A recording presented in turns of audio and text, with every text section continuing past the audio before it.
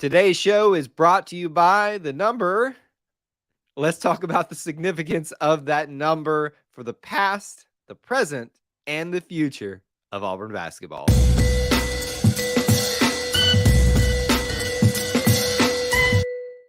Good morning, Auburn family, and good morning, E2C Network family. Thank you so much for joining us, whether you're watching live, whether you're watching on the replay, however you got here. We appreciate you being here, hanging out with us, spending some time talking about something in the Auburn family spectrum, because we always tend to be Auburn sports heavy here, but if it's orange and blue, it is what we do, and we appreciate you joining us. A couple things you can do for us to start every show. Most of you know the drill, but we'll just go ahead and drop the reminder in.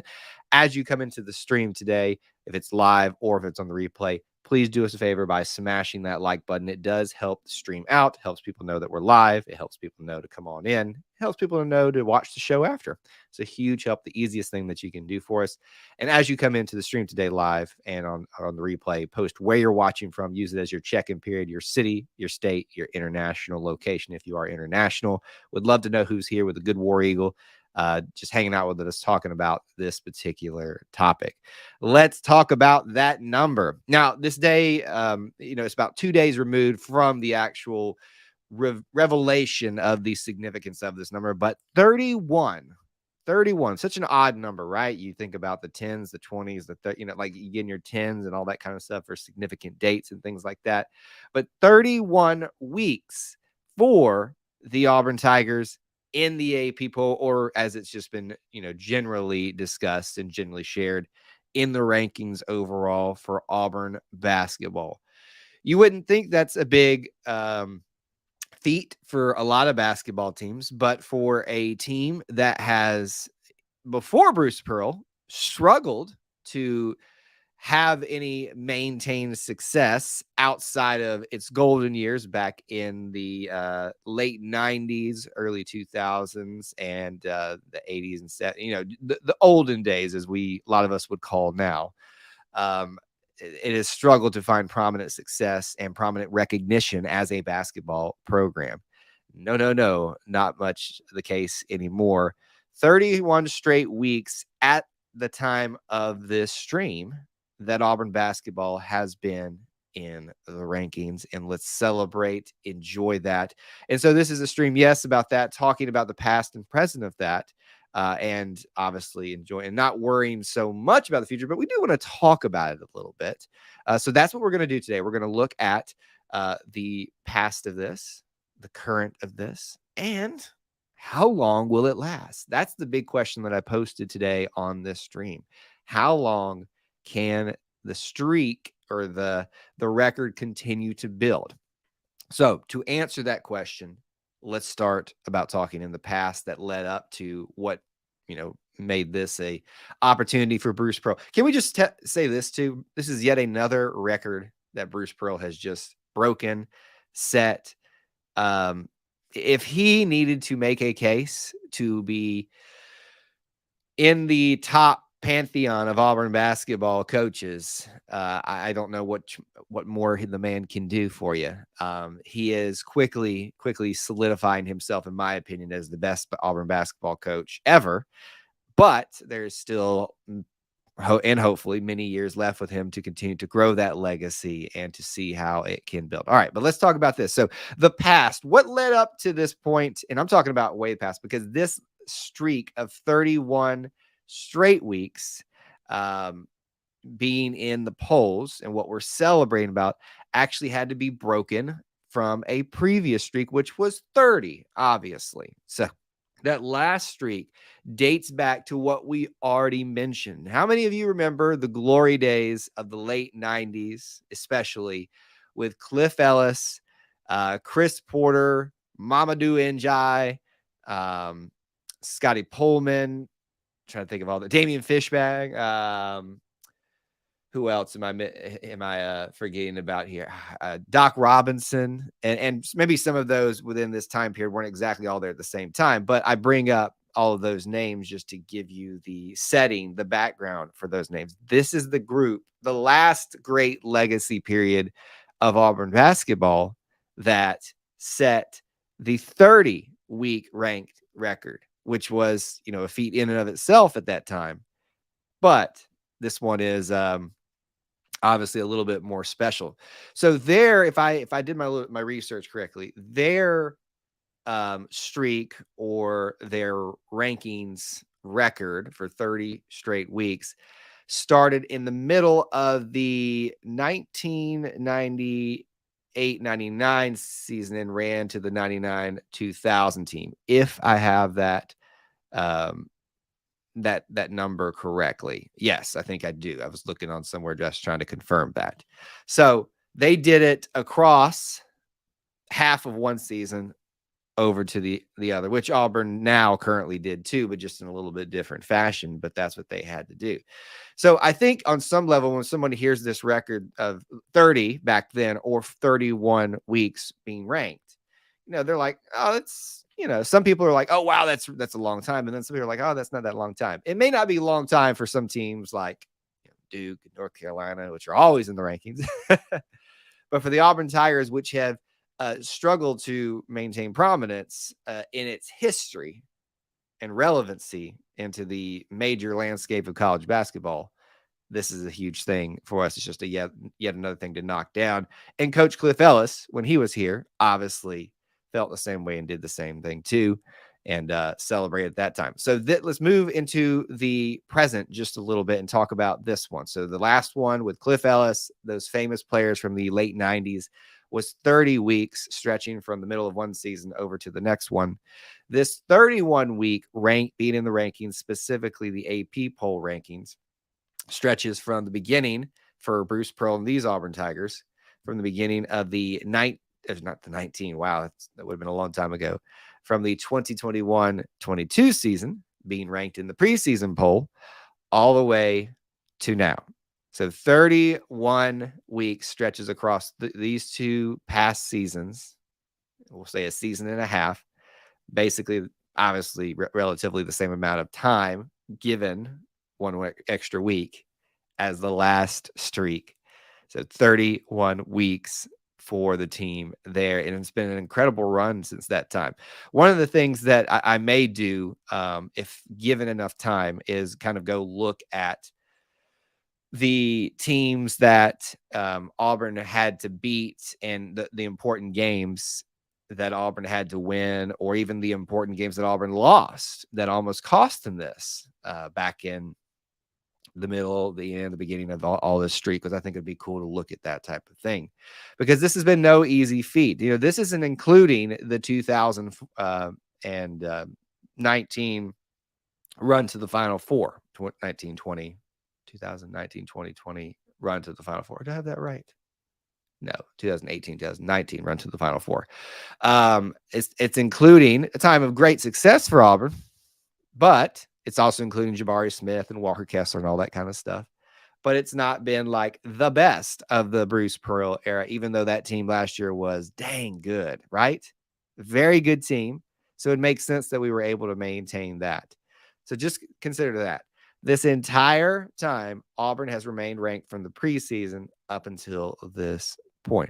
So what I'd like to ask the question about now that we're celebrating this, and we've looked at the past a little bit, is the question of how long will it last? It's a good question to ask. And some people are going to be like, don't worry about it, just enjoy it now. And of course, we understand that we're just having fun discussing these things. My big concern for this team is them not getting focused on the record. The record is done now. So that weight almost that you're carrying of that, which can be a good or a bad thing, is now released off of you, because Bruce has been talking about it. I know they're aware about it. If he's sharing it with the media and stuff, how important this is. They've been told all season we're making history. So when looking at the future around this significance of the 31 weeks, how long can this thing last? So, if we play out this season, because that's probably the easiest way to look at this thing. If you play out the rest of this season, you've got one of the toughest stretches in college basketball, and obviously in the SEC. You're about to tonight. We're doing this the morning of the Texas A&M Auburn matchup.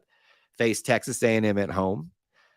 You've got Alabama coming up twice, who, looks to be one of the best teams in the nation. You've got Tennessee, also looks to be one of the best teams in the nations thus far. You've also got other teams that you've got Georgia, who's beaten you previously, shockingly.